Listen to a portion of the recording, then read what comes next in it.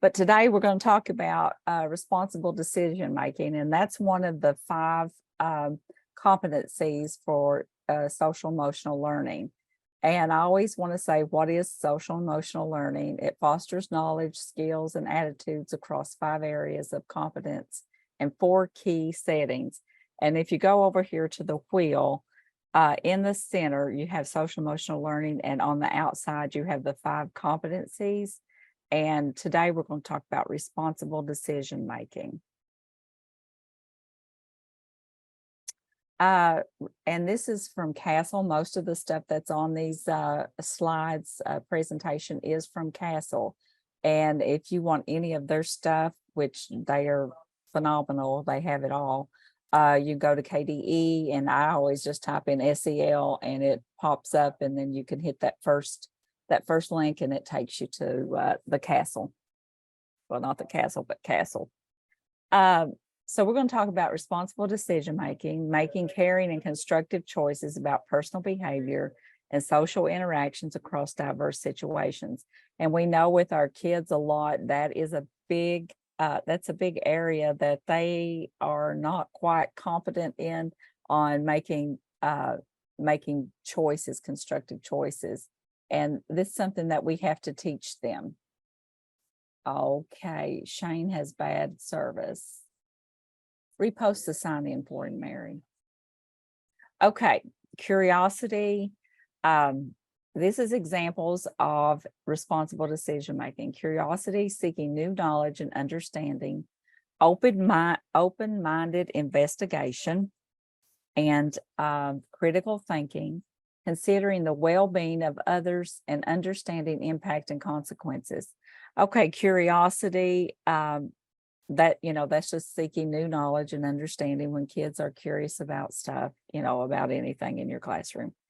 Open-mindedness is one activity we'll talk about today. And I think it's an activity anybody probably needs to do. It's called being honest with yourself. And that's hard for kids to do. It's hard for adults to do, to be honest with yourself. That's why we can't take criticism. It hurts too bad. So if I'm going to lie to anybody, I'm going to lie to myself. You know what I'm saying?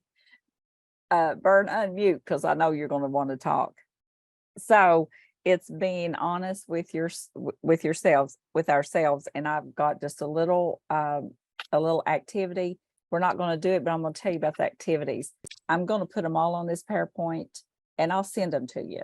I'll send the activities to you. Okay, and then there are the links, the resources that takes you right to it. So critical thinking, you can use the Socratic method, and let's see, let me see where I put that at. Like asking thoughtful questions. An example would be to share a dialogue between a teacher and a student. The teacher leads by posing a thought-provoking question. And, it could be a thought-provoking question for, middle school, high school, elementary school, on different levels, and then the discussion goes back and forth, and that leads to critical thinking.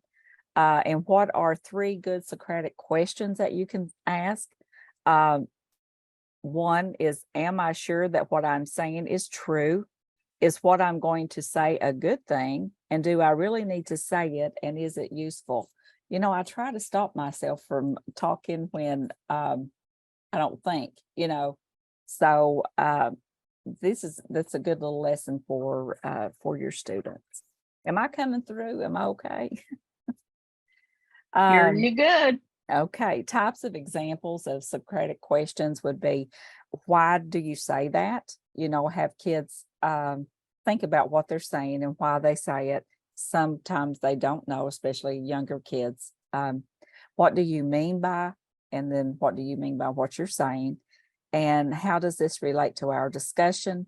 What do you think the main issue is? And could you expand upon that point further? And we can say, there's different ways that you can use this with younger kids. Okay. Have any questions? You want to stop me and say anything, please do. Don't be shy. Okay, social emotional learning, they did a study, research, and there's the whatever the places that did it. I can't think right now. But anyway, the report said if you implementing and social emotional learning is throughout, not just personal, it helps you with academics too, not just with behavior, but with academics. Stronger feelings of inclusion, belonging, and connection to school. And we talked about that earlier with Bernadette's DEIB work. And we know it just makes such a big difference if kids feel like they belong in a situation in their classroom, if they feel like they're a big part of it and they can help make decisions. Greater classroom support, better relationships with the teachers, increased sense of safety. If a kid feels like they belong and they have a connection to the school, connection to the teacher, they're going to feel safer. They feel like they've got somebody they can go to. Better attitudes about school and others, and that also contributes to reduced bullying. And I can see, we can see how that would work. Okay.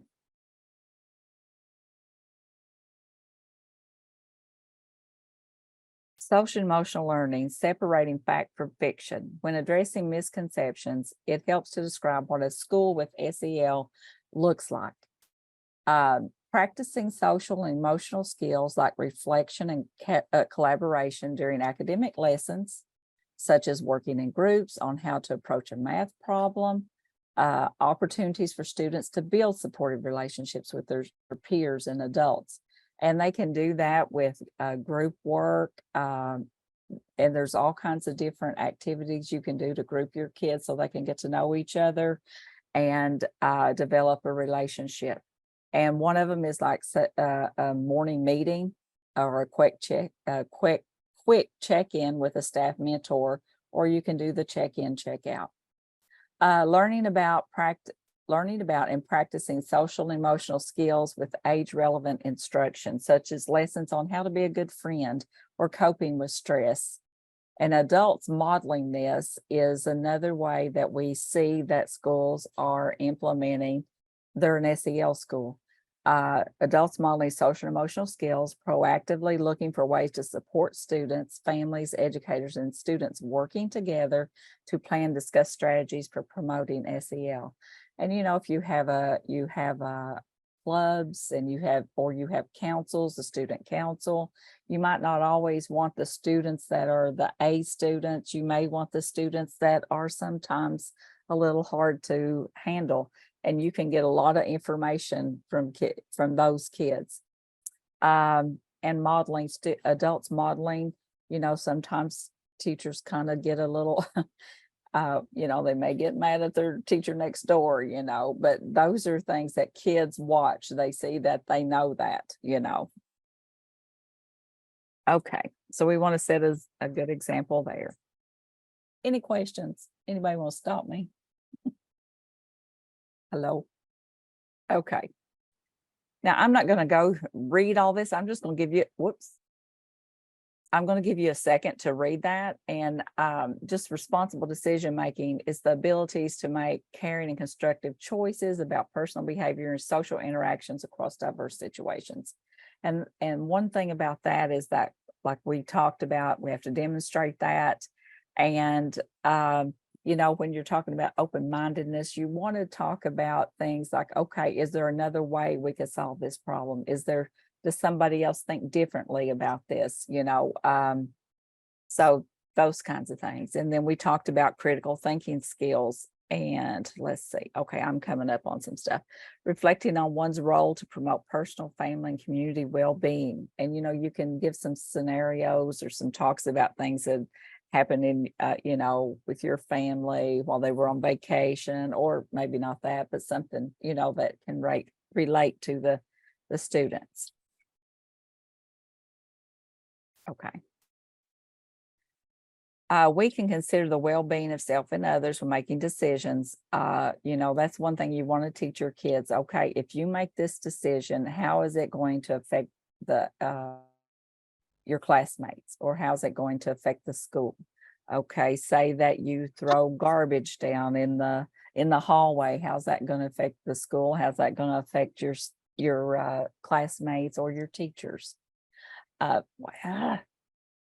Sorry, people. I went way down. And then that's one thing about the, you can have procedures on how you teach, or how students can make responsible decisions in their classroom, procedures on how they get that done. And you can practice that. And right here's one of the things we practice: the norms our class code constructed. So like you can have your students help you construct the I don't want to say rules, but the procedures that you go by. Okay.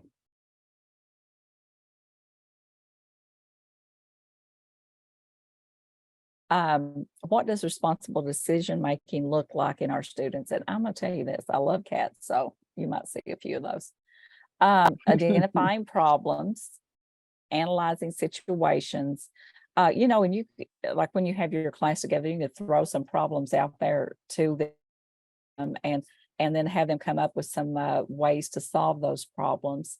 And then you may have them get into little groups and discuss that, and then evaluate it, reflect, and talk about the ethical responsibility.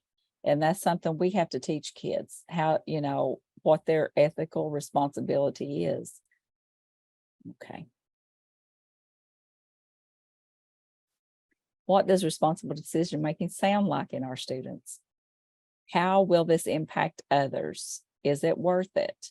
Okay. Is it worth it to hit a boy that's sitting next to you or a girl that's sitting next to you, and you're going to, lose 5 minutes of recess or 10 minutes of recess? Is it worth it? And how is that impacting others? And I'll get to the empathy part right now in a few minutes, which is very important. And then why do I want to make this choice? That's what it should sound like to them. Why do I want to make this choice? And what's going to happen when I do? And was this a good choice, a strong choice? And will this help me? Responsibility for kid. I am responsible for me. That's supposed to be kids there. Okay, I'm going to play this little video, and they're very short. I mean, maybe 2 minutes. I am responsible. I am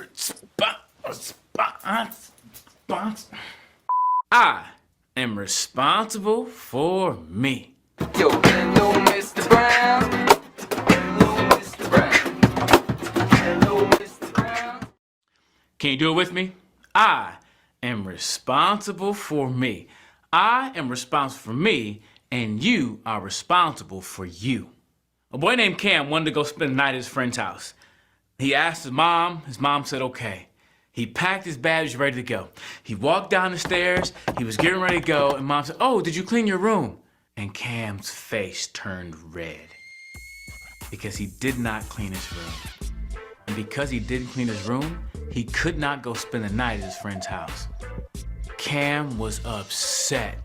He started pouting, he started crying, he started throwing a fit, and he was mad at his mom. And he said, it's all your fault that I can't go. He's not gonna be my friend anymore. I said I'd come over. And he was really upset. But here's the question for you. Whose fault was it? Was it Cam's mom? Oh, did you clean your room? Or was it Cam's? Think about that. As we said at the beginning, I am responsible for me. And if you don't do what you're supposed to do, you're not being responsible. Here's responsibility. Doing what you should do when you should do it. Doing what you should do when you should do it. That's responsibility. And Cam wasn't responsible. So let me ask you a question. Whose fault was it? Was it Cam's or his mom's? Cam's. And when you have to make choices, are you responsible for yourself? I really hope you are. Write this down. Write the answer to the question down, and let's talk about it. Because I am responsible for me. I think some of those little videos like that would be good. Like that one's probably good for elementary. And you can find some of those, for that's appropriate for middle school and high school. What do you all think about it? I like that I mean, because Yeah, it's I simple. think that, yeah, it's very simple. And I think the more simple, sometimes kids catch on to it and they could even learn that, that little Yeah. song or whatever, jingle, Mhm. whatever it was. And, you could do that with them like in the Mhm. mornings and as a little activity Mhm. even. So Mhm. I think that's really good. And it's something they can relate to. It's probably something that they've experienced, or you can ask them, is there another situation that you were in that where something you didn't do or something that you did do caused you from not being able to do something that you wanted to do? In the chat, we have a have, couple. Okay, of go ahead, script Mary. responses. Sorry, you can say it if you It's want okay. to. I'm sorry. No, Ties- go ahead, honey. Shane, let's see. Phyllis has said she's agrees. Shane has ties into and supports intrinsic motivation. Good connection there. Savannah Priest says something quick like this would make it easier to hold their attention, especially for morning classes. Mhm. And Phyllis has, just like the book, 100 Dresses, set a great play, read aloud against bullying. That's good. That sounds good. And like she said, especially for morning classes, you could start your morning off, and say, okay, let's remember, we're going to make good choices today. We're going to be responsible for ourselves, and you could do a little, a little poem, a little chant or whatever, you can make something like that up. Okay, this is, whoops, gosh, I got a trigger finger. This is just kind of saying the same thing that we just talked about, like social factors, personal and academic goals, ethical standards, safety concerns, social norms, all those things. And as people navigate day-to-day life, they are required to make decisions, both large and small, in broad variety in different situations. And that all need attention and consider for positive outcomes. And that's something you can you could talk to your kids about, and we'll do a little graph kind of thing. Like, what's some big decisions you made, or a big decision you might make? What's the difference between a small decision and a big decision? And there's no, I mean, it's just the outcome's different, but how you make the decision, your responsible decision making is the same. Wait, I'm going to move this down.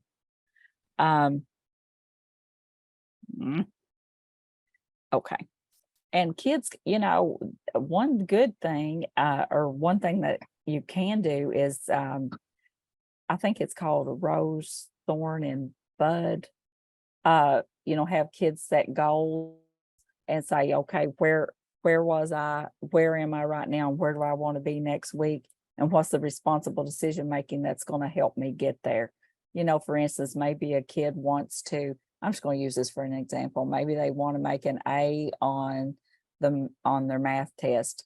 Okay, so what's going to get them an A on their math test? They have to study. If they don't know how to do something, they need to talk to their teacher. Okay, so if they don't do that, what happens? Okay, say they get a D if they didn't study or whatever, and they'll say, oh, Miss Belcher gave me a D because she doesn't like me.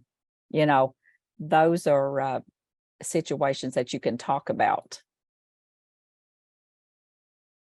and then talk to them about any kind of activity that you want to do. Is it worth putting your time and energy in? There's a lot of activities I need to do, but I'm not willing to put my time and energy into them. So that's my bad that's my bad decision making. I know, Bern, I need to walk. I'll try. What can I do? Okay. And this is just a good little, and like I said, I'm going to send all this to you. And you can make this, go ahead. we can put it in their folder. We can Oh, put a okay, we'll copy do of it in that. their Google Yeah, folder. that sounds good. You can redo this for younger kids. Okay. Decision making possible choices. So say there's something that they want to do or something that the whole class is talking about. Okay, if I do this, what will happen to me? What's good will happen to me? What is a pro that will happen to others? Negative outcome, what is a con that will happen to me, and what is a con that will happen to others? And then you score them, and it tells you on the next page how to do it. Okay. Right. I'm going to show you the next page. Okay. Participate in teasing and bullying a peer. To self. Positive outcomes. There's no positive outcomes for you. There's no positive outcomes for others. Negative outcomes. You got negative outcomes for you, and 3 other students were involved. And there was negative outcomes for them. So the total score there was -4. All right. Become an ally by showing empathy. And that's something else we have to teach our kids what empathy is. And to self, 2 points for in the pros section, and 3 points for others. Okay. In the negative outcome, nobody was harmed. There was no con for here, and then there was no con for others, for you or others. So that's responsible decision making. And you can do that with any kind of situation that you want to, any kind of problem.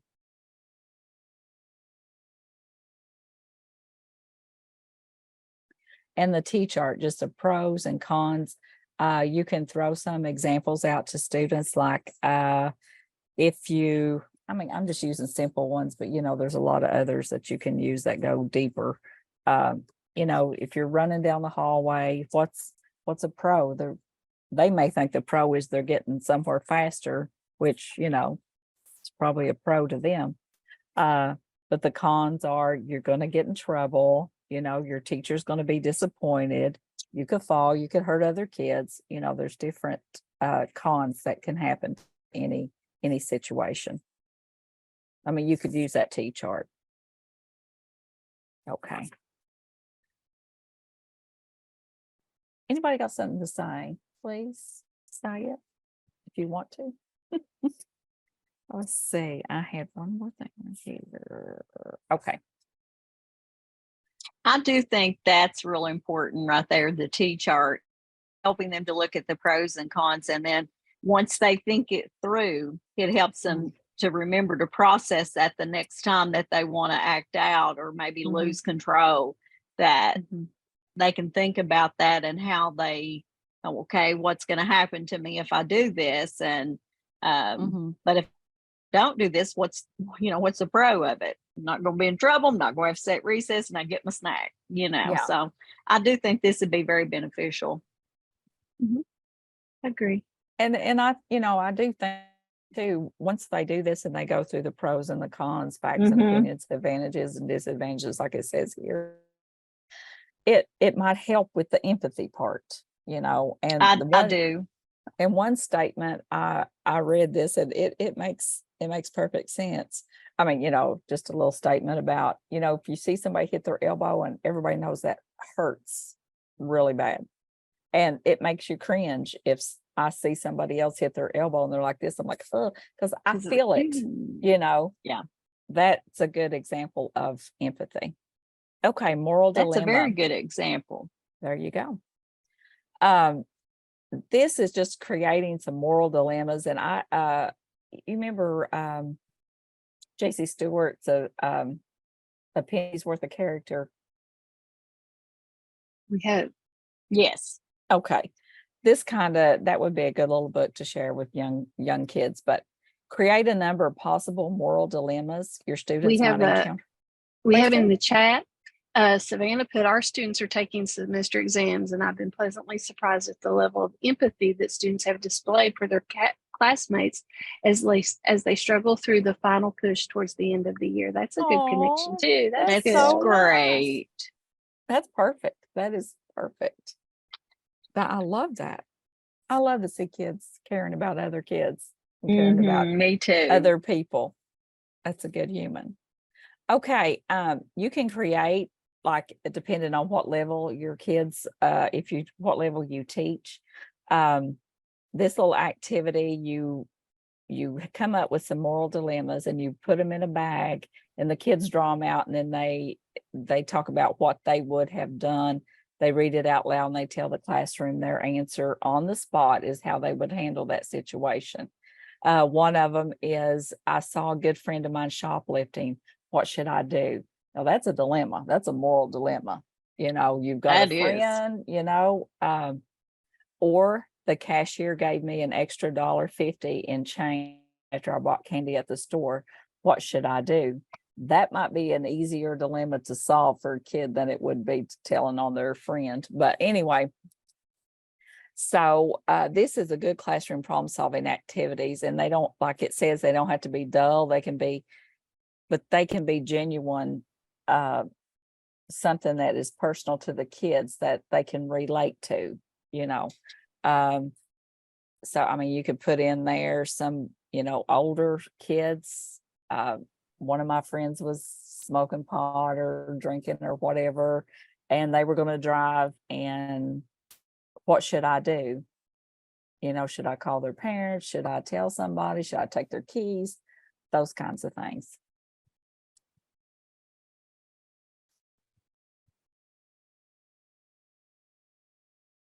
And we're at a time where kids really need this. We have to teach them, because we don't blame the parents, how that we used to play the name game. It's the parents' fault, it's kindergarten teacher's fault, it goes all through till they get out of high school, and then the college professors probably say it's the education in McGoffin County or whatever county you're from, it's their fault, or public education. So I think this is great for middle school because I was a middle school teacher, and that to me is some of the most critical years for kids because that's when they make decisions in their life that's going to determine the rest of their course that's going to impact them for the remainder of their life. So I think that's very important to do for middle school. exactly. And when they're in middle school, they're at an age where they're not right exactly under their parents' thumb, and they're going to have more opportunities to make decisions, good or bad. Good or bad. Absolutely. If I could jump in just for a second. Yes, here. please. I've taught for a long time. It's my 18th year in 8th grade teaching math in 8th grade, and one of the things that I typically go by throughout the year is there's an old saying, that says, everybody's fighting a problem that you know nothing about. Right. So be kind, and it's one of the things I put in the classroom. Most of our kids at the school I teach at, their parents are in jail for drugs or murder, theft, or something like that, and they're raised by grandparents, and they tend to try to bring what they've learned throughout their life. They try to bring it to school. So even at the middle school level, it's important to go back and have to reteach. We have to reteach those morals and values, reteaching how to act, how to behave, how to work with other kids. So it's one of those things that you really can't look at and say, well, it's 8th grade, they ought to know better, because some of them you have to reteach that in the classroom. It's true. Exactly. That's very well put. I mean, and you're exactly right. We can't assume that kids know what we think they should know. We should assume they don't know, and we're going to teach them. Yeah. Okay. Go ahead, Mary. I was going to say, think of some kids, they never heard a conversation in a calm voice without somebody yelling at them. I mean, that is true. I mean, kind of thinking of what are they seeing at home? They really don't know. I mean, it's sad but true. That's right. Absolutely. Okay, I'm gonna show this little video. It's real short. It's how to help young people make good decisions. Oh, Mary, I don't think it's gonna play. Why? I don't know. Oh, it's not. It's not looking like it's linked. Okay. It's actually, it's not set to play. It doesn't look like it. Anybody else online? You could I'll copy it, or we could just skip it if you want to. I'll skip this and I'll come back to it if I Okay. get time. Okay. Role playing. This is kind of goes along with, you can do your pros and cons and do role playing during that time.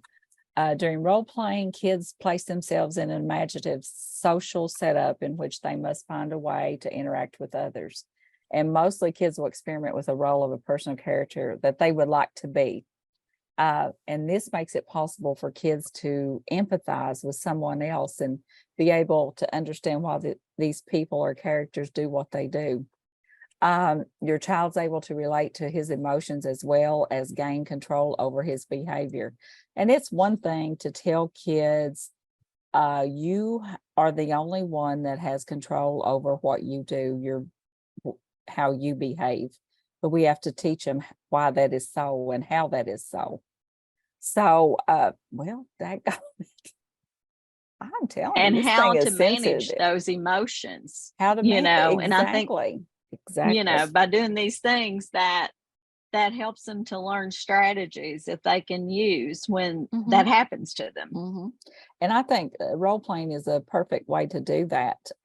You know, you can have the teacher can be somebody and the kid can be somebody, and they can act out an event. You know, two kids were fighting or they got into a fight, and why, I mean, you know, it could be, you know, he said my mom was such and such, you know, and there are strategies that you can use to get them to think before they strike out, or before they don't even know why they're striking out. But yeah.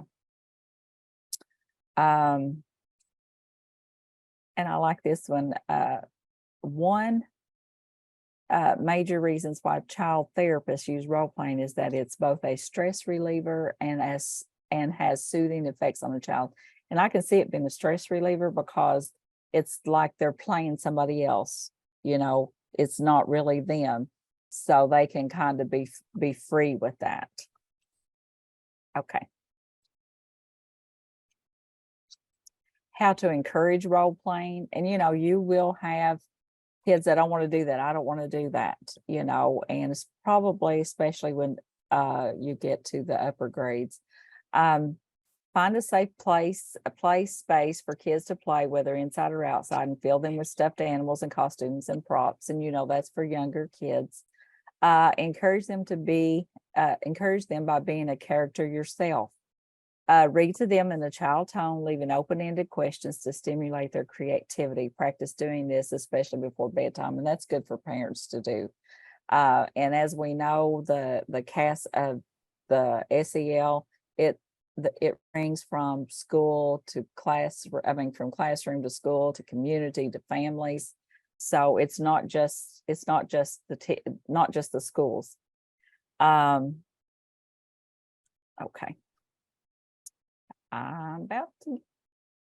Okay, this is something I really think on teaching empathy is one good, I mean, you know, we talk about teaching empathy. It is a really good way to help kids make responsible decisions by looking at others and putting themselves in their shoes. And the golden rule, of course, treat others how you would want to be treated, how you would like to be treated. And I have a whole little presentation on empathy, and we might do it next year again. But today, empathy plays a key role in social emotional learning in the classroom.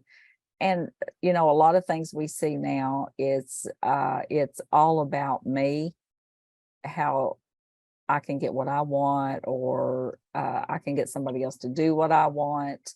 And, you know, it's a lot of social stuff that these kids are taking in, you know, from social media or this or that. So teaching empathy is really important. Once students learn how to manage their feelings and reactions, they can learn how to treat others with kindness and respect. Teachers can embrace multiple opportunities to teach and demonstrate empathy. And teachers do this every day with their students. You know, you're always giving them, you know, I know how you feel. I know how you feel. You're sad. You miss your mommy. This is like if they're in kindergarten or whatever. And you can always give them a little story, a little something that made you sad. They can reward positive student behavior by offering a small reward when a student performs a good deed. You know, I know a lot of the primary, they do marbles or they do sticks or they do stuff, but it's good to acknowledge students when they do show empathy for other students in the classroom. And it can be just, I like the way you did that. I'm so proud of you. And, you know, those kinds of things. So, and this, yeah, I've seen teachers do this before with like a jar, and they put cotton balls in it. When the whole class was good, they get a cotton ball. You know, this is something you could do with empathy. If you see a kid being kind to another kid or treating them the way they want to be treated, you could do that, or put marbles in or whatever. And when you get you could have some kind of little celebration. And okay, I had another little video. Direct students to numbers 1 through 12 in their journals. And this is if you want to do a journal. Then read the letter, giving them a few seconds to write each of their responses. And you know, sometimes kids, they like to talk about themselves, and then some kids don't like to talk about themselves. And it's either that they have things they don't want to talk about, or they're not comfortable, you know, they're shy or whatever. But I think the more that you let kids express themselves and talk about things, the more used to that they'll get more comfortable with it, and being able to talk in front of the class, or talk to other adults, or talk to other students. And I remember, you know, when I was in school, we didn't do that till we were in high school, and I didn't want to do it then, you know. But well, I will say 8th grade, we did a lot of drama and things like that. And I like that, because I was a real shy kid until then. So anyway, little less about me, a little more about other kids. Who am I? Well, I am a shy person. I'm an outgoing person who enjoys, what do they enjoy? And the teacher can also do this and, you know, lead the kids in this discussion. One thing I like most about my personality is my whatever. One thing I like least about me.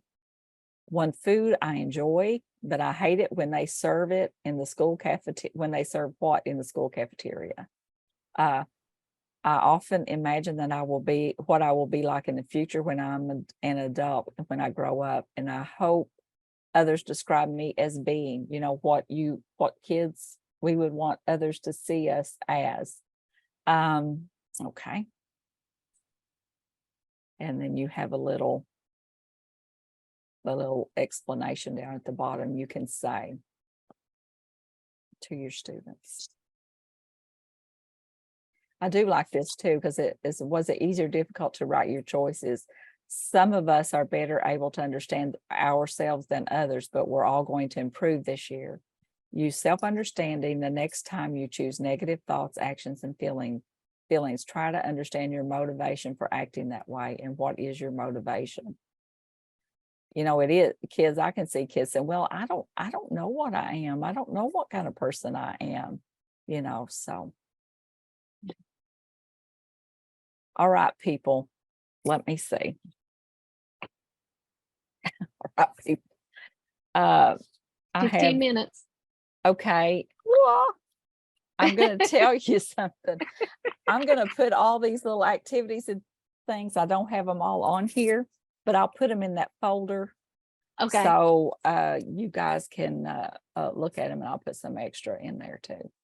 Okay, we're coming to an end. All right. This is, let me see. This is just a little video. Every child will face innumerable decisions throughout their lives. You see it? Will they make constructive choices that will help them build a successful life? Do you sit now? Every child on their ability to analyze decisions throughout their lives, understand ethical implications, will they make constructive choices, and evaluate consequences. Their decisions will affect their own well-being and that of others.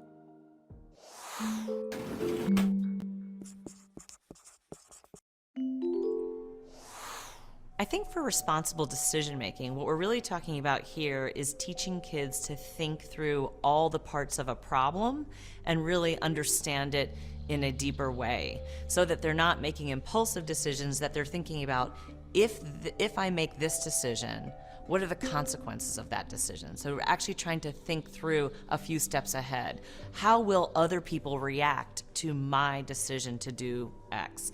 That's actually involving your social awareness and your relationship skills as you're thinking through your responsible decision making. When you're thinking about responsible decision making, we have to think too as adults, how much do we help kids make decisions? We have a lot of kids in college and young adults, anxiety and depression's through the roof, and I think there's a lot of kids that turn into adults that aren't sure how to make a decision on their own.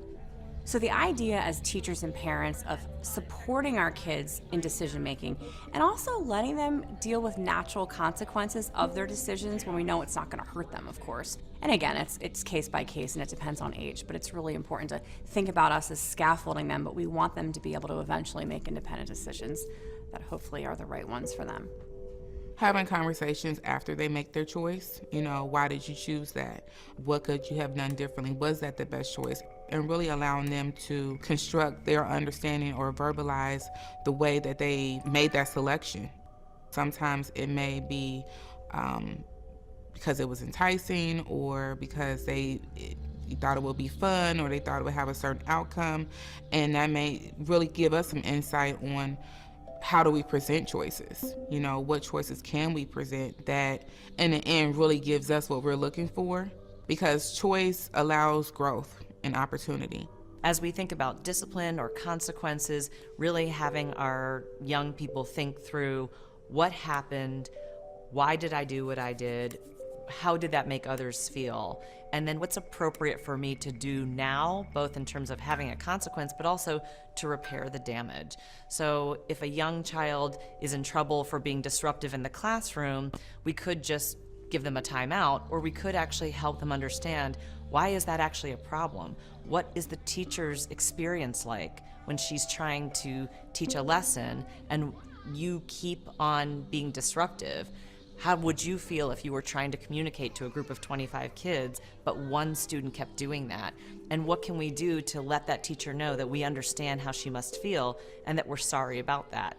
They're much more likely to really reflect on that and not do it again, and to apologize appropriately, than had they just been sent out or lost recess or just excluded from instruction as a timeout.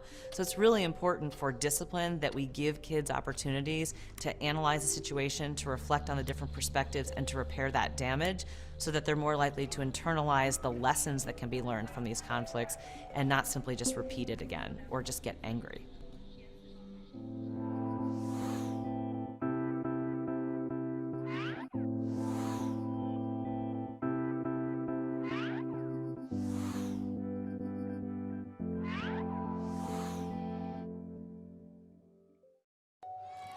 A child's future ability to succeed in the workplace, become a leader, and achieve long-term happiness will depend in no small part on their ability to build positive relationships.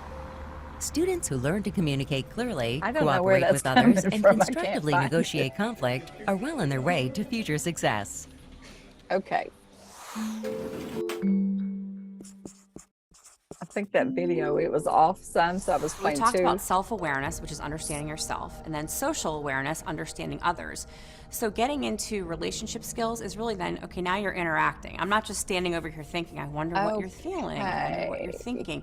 I'm actually using that I information. think it went on to another engage. one. Yeah, I think it In the did. classroom, there are lots Okay, of wait just a opportunities minute. for Stop kids to work something. together in pairs, to work in small groups, to work in large groups, so that they can actually Okay, just practice pretend you this. don't So hear that. we can intentionally teach them explicitly, Kinda hard how to do do, you isn't it? disagree? How do you agree? Yeah, I don't How know do where you be that video respectful is. in I can't giving even your see it opinion? anywhere. How do you take on an active role on a group project. So sometimes before you actually engage kids with a group, you talk a little bit about what are you going to do if one person is doing more than their share of work? How are you going to respond when one person doesn't seem to be contributing?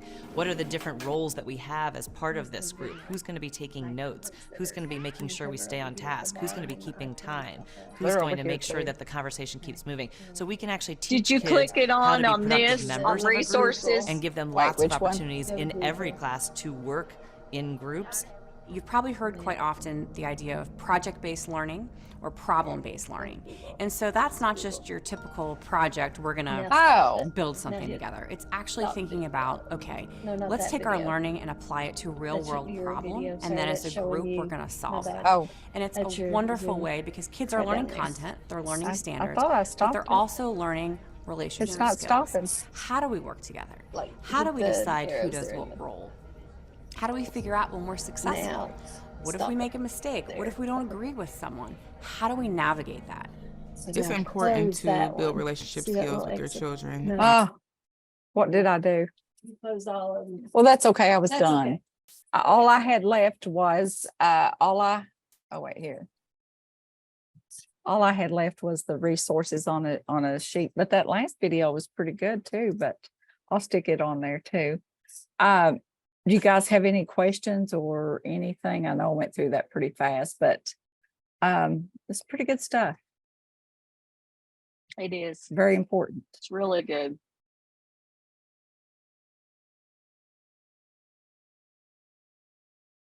Well,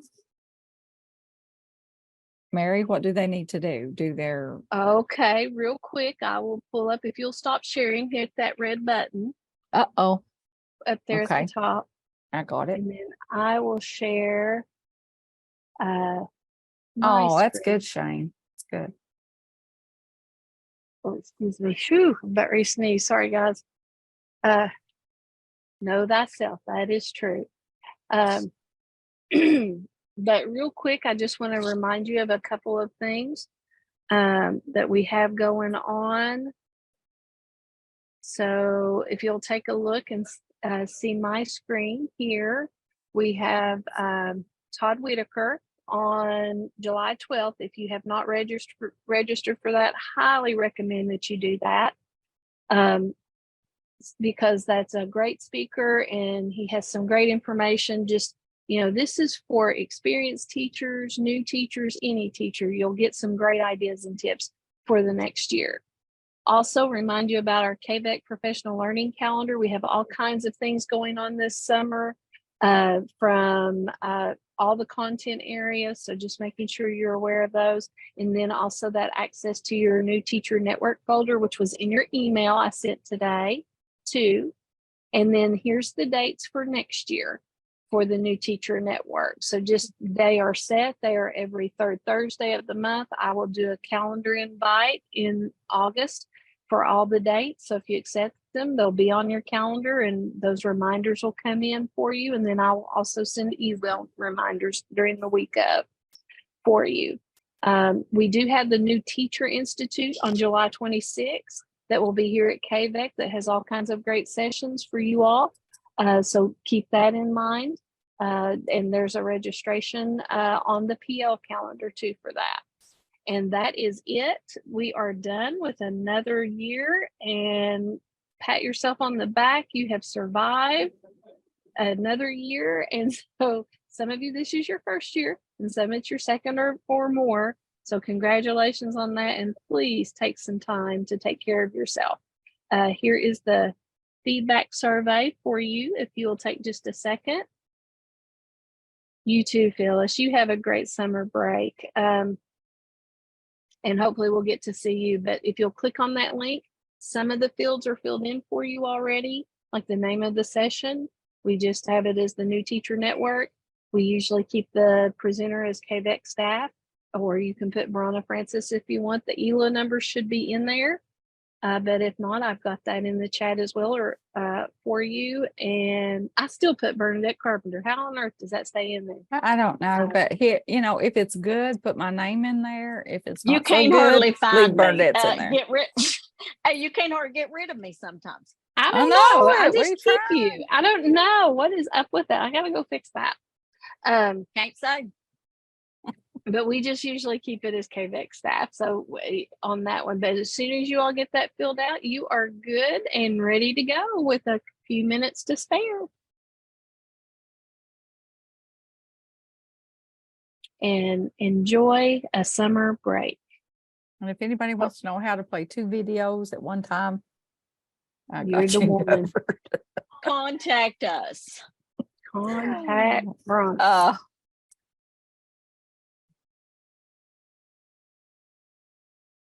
So as soon as you get those done, you are good to go. You go ahead and fill that out, and it will email you a certificate to the email you provided, and it will probably say KVEC training is what the email will be sent from. It won't be my name or Brana's or Bernadette's. It will be KVEC training is what it will come from. So check your junk and make sure you have your email address correct in the Google form. And if you have any trouble, please contact me. I know sometimes we have issues with that. Oh, you're not seeing a link for the feedback? Okay, let me put it back in there for you. I will take care of that for you. And I am going to take Bernadette's name off of it this time. I'm going to put Marana on there. There you go. Oh, I was trying to hog in. I probably need to see. There you go. Do you see it now? Do you see it now, Dr. Burns? Yeah, good. All righty. So as soon as you get that done, like I said, when you click submit, it should email to your the email you provide. And if not, just contact me, Mary.Belcher at Hazard, and we'll get you a copy to you. So just have a great day. Enjoy some time off. Bless your hearts. You're welcome.